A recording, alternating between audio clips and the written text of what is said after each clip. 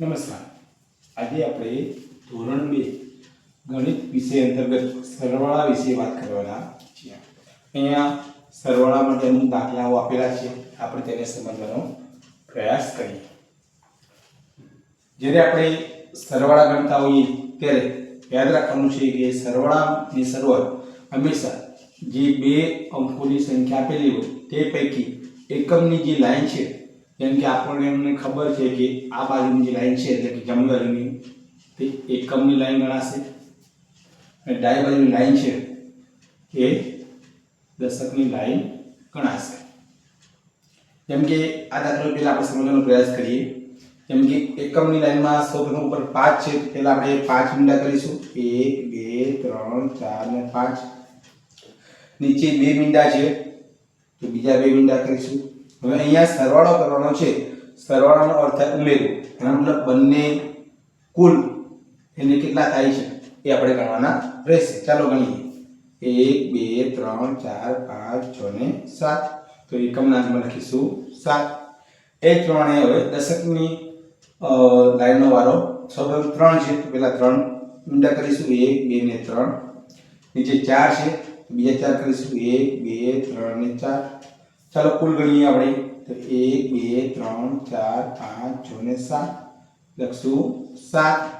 આપણો જવાબ થશે 2 7 77. ચલો હવે આગળના દાખલા જોઈએ. અગાઉ જણાવ્યા મુજબ એકમથી આપણે શરૂઆત કરવાની છે.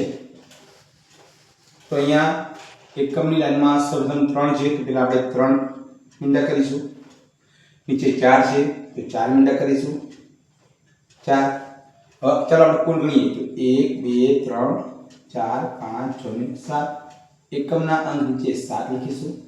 હવે દશકના અંકોનો વારો છે તો સૌપ્રથમ 6 છે તો 6 મીંડા કરીશું. 1 2 3 4 5 ને 6.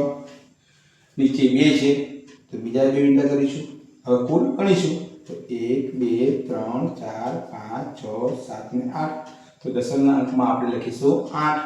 આપણો જવાબ થશે 8 7 87. ચલો આગળનો દાખલો જોઈએ.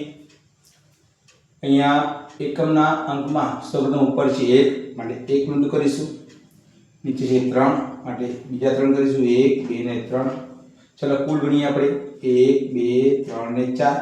તો એકમના અંકમાં લખીશું 4. એ ત્રણ હવે દશકના અંકોનો વારો છે તો અહીંયા 5 છે તો પહેલા 5 મીંડા કરીશું. 1 2 3 4 ને 5.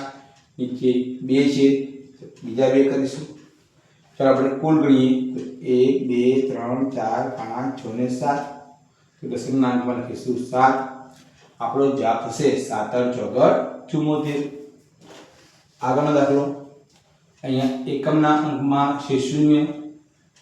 નીચે પણ 0 છે. એનો મતલબ એક પણ મીંડું કરવાનું છે નહીં. તો અહીંયા કોઈ પણ મીંડું આપણને દેખાતું નથી માટે આપણે 0 કરીશું.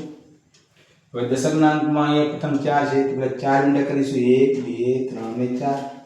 નીચે 3 છે બીજા 3 કરીશું. હવે આપણે કુલ ગણીશું.